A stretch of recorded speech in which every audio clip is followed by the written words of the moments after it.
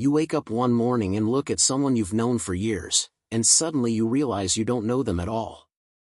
Not really. You see their face, you hear their words, but there's something underneath, something moving in the silence between sentences, something alive in the way they stand or the way their eyes shift when they speak. You've felt it your whole life, haven't you? That strange sense that people are showing you one thing while hiding another, that beneath every conversation there's a current you can't quite name but you know is there. You've walked into rooms and felt the air change.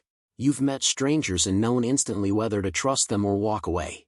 You've sat across from people who smiled while their whole body screamed something else. And you've wondered, over and over, if you were imagining it, if you were reading too much into things, if maybe you were just paranoid or too sensitive or broken in some way that made you see shadows where there was only light. But what if you weren't imagining it? What if every person you've ever met has been speaking to you in a language you never learned to fully understand? What if the truth about who someone really is, what they really want, what they're really feeling, has been right there in front of you all along, written in signals so subtle and so ancient that most people live their entire lives without ever noticing them? Rudolf Steiner, the Austrian philosopher and founder of anthroposophy, spent decades studying the hidden dimensions of human perception, and what he discovered was extraordinary. He found that human beings are not just physical bodies moving through space. We are broadcasting, constantly, from layers of ourselves that most of us have forgotten even exist. And if you know what to look for, if you train your awareness to perceive these 12 spiritual signals that Steiner identified, you can read anyone, instantly, with a clarity that will change the way you move through the world forever. This isn't about tricks or manipulation. This is about waking up to what's already there, learning to see what your soul has always known but your mind has learned to ignore. So let's begin. Steiner taught that human beings exist simultaneously on multiple levels of reality, and that each level communicates in its own distinct way. Most of us are trained from childhood to pay attention only to the physical and the verbal, to what we can see with our eyes and hear with our ears. But Steiner argued that this is like trying to understand a symphony by only listening to the drums. There are melodies, harmonies, rhythms playing all around us, and if we limit our perception to the most obvious instruments, we miss the entire composition. The 12 signals he identified are not abstract theories. They are practical, observable phenomena that you can begin to notice immediately once you know they exist. The first signal is what Steiner called the gesture of the etheric body. This is the life force that animates your physical form, the subtle energy that gives your movements their unique quality. When you meet someone, pay attention not to what they're doing but to how they're doing it. Is there a heaviness in their gestures, as though they're moving through water? Or is there a lightness, an almost electric quality to the way they reach for things, turn their head, shift their weight? The etheric body reveals the vitality of a person's inner life. Someone who is deeply depleted, who has been giving and giving without replenishment, will move slowly, carefully, as though conserving every ounce of energy. Someone who is overflowing with life force will have a brightness in their gestures, a kind of effortless grace that you can feel even from across the room. The second signal is the astral coloring of emotion. Steiner taught that emotions are not just internal experiences, they radiate outward and color the space around a person. When someone is angry, you don't need them to tell you. You feel it. The air around them becomes sharp, electric, unstable. When someone is deeply sad, the space they occupy feels heavy, as though gravity itself has increased. This is not metaphor. This is perception. If you've ever walked into a room after an argument and felt the tension still hanging there even though no one was speaking, you've experienced astral coloring. When you meet someone, notice the quality of the space around them. Does it feel open and warm, or closed and cold? Does it feel chaotic or calm? This will tell you more about their emotional state than anything they say. The third signal is the ego's point of focus. Every human being has a center, a core sense of self, and that center is always focused somewhere. Some people are focused inward, completely absorbed in their own thoughts, feelings, and needs. When you speak to them, you can feel that they're not really with you. They're nodding, they're responding, but their attention is elsewhere, circling endlessly around their own internal world.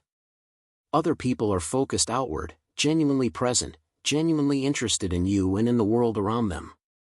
You can feel this immediately. It's in the quality of their eye contact, in the way they listen, in the way they respond not with pre-planned answers but with real engagement. Steiner believed that the ego's point of focus is one of the most revealing signals because it shows you whether someone is living from their higher self or from their lower instincts. The fourth signal is the rhythm of speech. Not the words themselves, but the cadence, the tempo, the pauses. Human speech is musical, and every person has their own unique rhythm. When someone is speaking from their truth, their rhythm is steady and natural.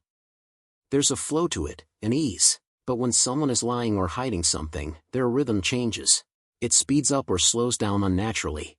There are awkward pauses in strange places, or there's a rushing quality, as though they're trying to get to the end of the sentence as quickly as possible. Steiner taught that speech rhythm is connected to the breath, and the breath is connected to the soul.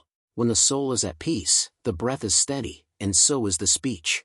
When the soul is disturbed, the breath becomes erratic, and the rhythm breaks. The fifth signal is the direction of the gaze. Steiner said that the eyes are not just windows to the soul, they are arrows that point toward what the soul values. Watch where someone's eyes go when they think no one is watching. Do they look toward beauty, toward other people, toward objects of desire?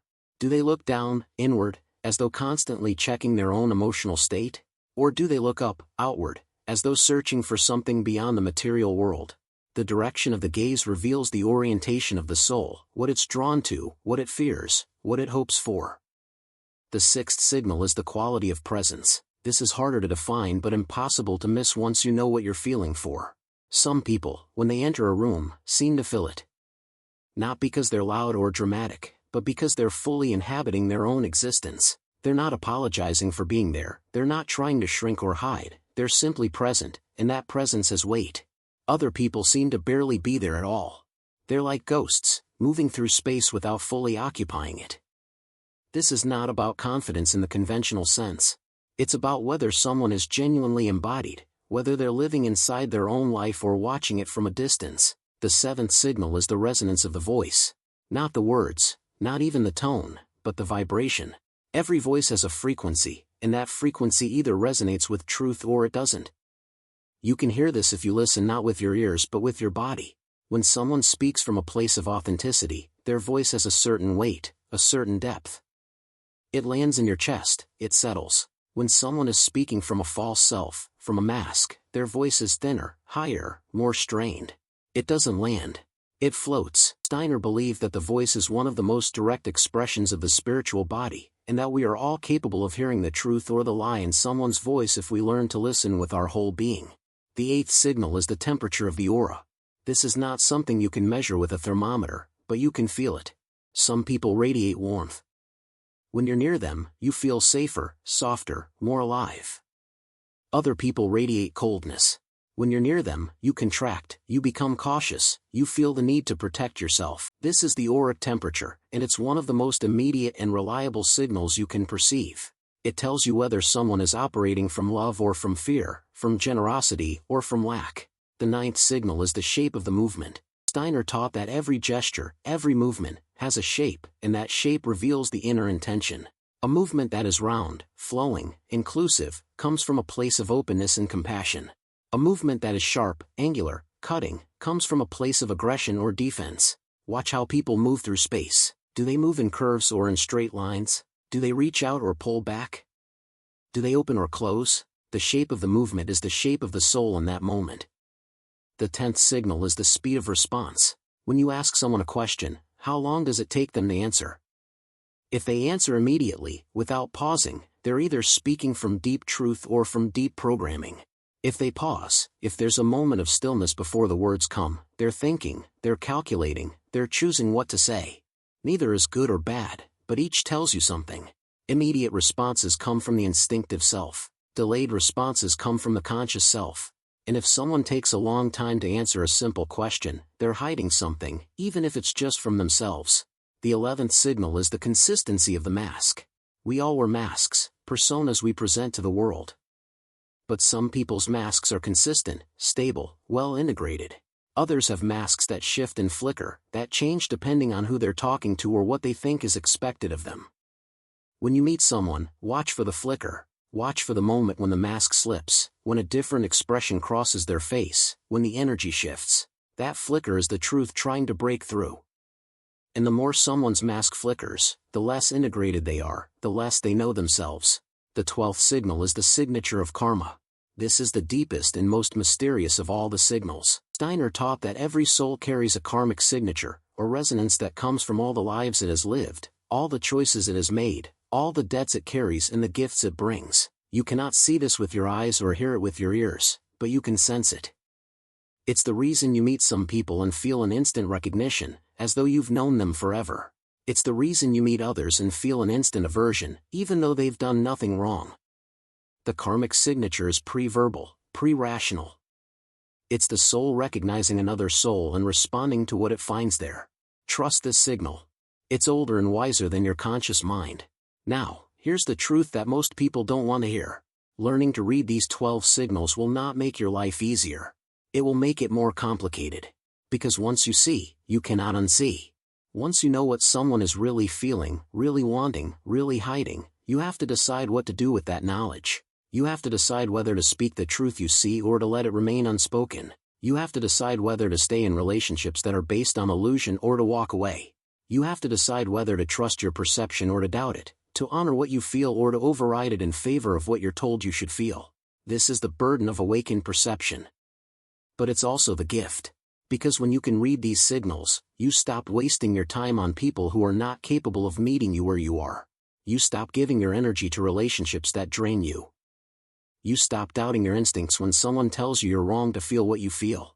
You start living in alignment with the truth, and the truth, no matter how painful, is always more nourishing than the most beautiful lie. Steiner also taught that these 12 signals are not just tools for reading others.